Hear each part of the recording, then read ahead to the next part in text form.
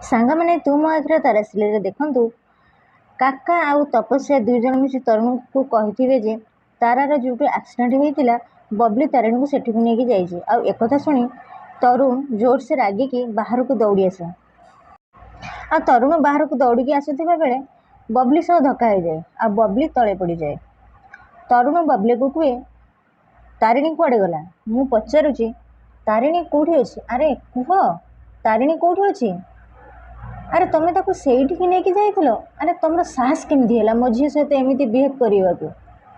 ତମେ ଜାଣିଛ ନା ତା ଦେହ ଖରାପ ଅଛି, ସେ ଅଲରେଡ଼ି ତା ମାମାକୁ ଭୁଲିବାକୁ ଚେଷ୍ଟା କରୁଛି, ଆଉ ତମେ ତାକୁ ସେଇ ଜାଗାକୁ ନେଇକି ଯାଇଥିଲ ଯେଉଁଠିକି ସେ ତା ମାମାକୁ ହରେଇଛି। ତମେ କ'ଣ ଚାହୁଁଛ? ହଁ କ'ଣ ଚାହୁଁଛ? ତାପରେ ବବଲି ତଳୁ ଉଠି ଠିଆ ହୋଇ କୁହେ, ସେୟା ଯେଉଁଥିପାଇଁ ତମେ ମୋତେ ଏଠିକି ଡାକିଛ।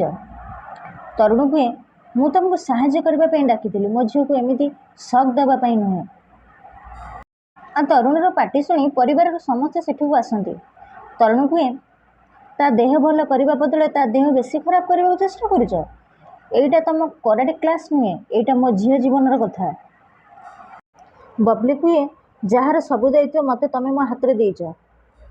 ଆଉ ଠିକ୍ ସେଇ ସମୟରେ ତାରିଣୀକି ୱାଓ ଭାରି ଟେଷ୍ଟି କହି ଆଇସ୍କ୍ରିମ୍ ଖାଇ ଖାଇ ଘର ଭିତରକୁ ଆସେ। ଆଉ ତାପରେ ତରୁଣ ଆଶ୍ଚର୍ଯ୍ୟ ହେଇକି ଚାହେଁ ତାରିଣୀକୁ। ସାଙ୍ଗମାନେ ଆପଣମାନେ ଯଦି ମୋ ଚ୍ୟାନେଲରେ ନୂଆ ଅଛନ୍ତି ତାହେଲେ ମୋ ଚ୍ୟାନେଲ ସବୁ ସବସ୍କ୍ରାଇବ୍ କରିଦିଅନ୍ତୁ ଆଉ ଛୋଟିଆ ଲାଇକ୍ଟିଏ କରିଦିଅନ୍ତୁ, କାହିଁକିନା ମୁଁ ଏଇଭଳି ଭିଡ଼ିଓ ଆପଣମାନଙ୍କ ପାଇଁ ସବୁଦିନ ଆଣିଦେବି। ଜୟ ଜଗନ୍ନାଥ।